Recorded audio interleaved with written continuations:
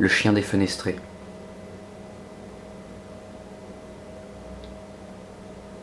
Aux dernières nouvelles, il n'y avait personne dans cette carcasse, qu'une absence.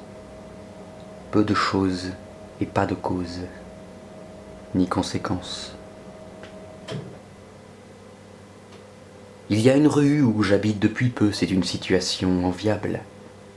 On n'est jamais assez content, hein, pauvre con. Toi, t'es logé et tu pleures.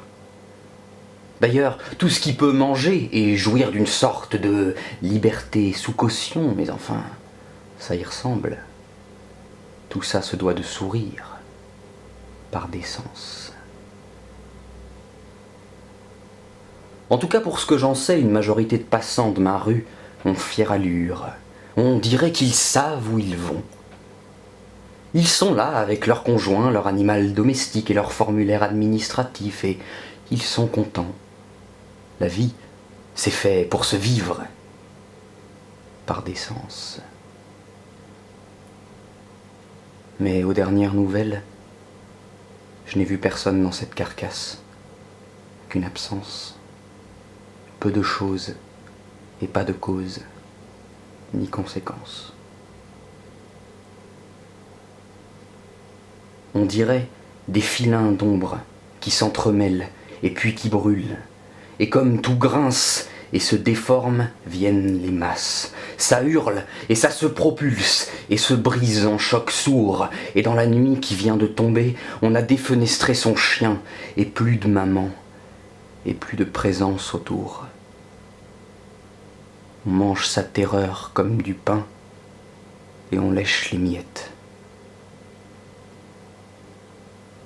Hier, je me suis réveillé pendant la défenestration du chien, et le chien, c'était moi, défenestré par moi. Ensuite, j'ai senti, parce que j'étais pas mort, le petit glou-glou chaud du sang, le vent dans mes poils et le bitume sous mon flanc, et ça, je dois dire que ça fait du bien.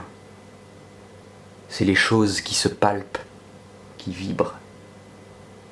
Et dans ce qu'elles vous disent, il y a la terre comme une gifle de vie qui pulse. Ça m'a fait du bien. Parce qu'aux dernières nouvelles, je n'ai senti personne dans cette carcasse, qu'une absence. Peu de choses et pas de cause, ni conséquence. Rappelle-toi ta dernière rencontre, mon petit lectorat hermaphrodite. Rappelle-toi la dernière fois qu'un compagnon respiratoire ne t'a pas servi la même merde en salade qu'ailleurs, les mêmes obséquiosités grotesques, le même égo en treillis, la même culture conservant un équilibre enviable entre l'élitisme et le populaire, la même trajectoire de vie justifiée par le hasard, et puis, comment dirais-je, toute cette logorée de bouse qui se veut autre chose, parce qu'elle porte un smoking, par décence. Et que c'est par décence que tu habites ce corps, et le tolères, et le bichonne, malgré que des fois il te répugne, que tu lui ferais bien du mal.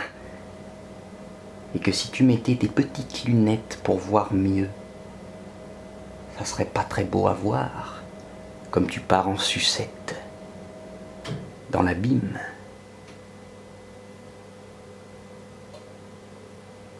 Mais le chien sur le bitume, il sait, il a vu près du théâtre, pendant qu'il mourait sans rien dire, qu'on avait laissé crever un petit garçon dans une cave avec des chaînes.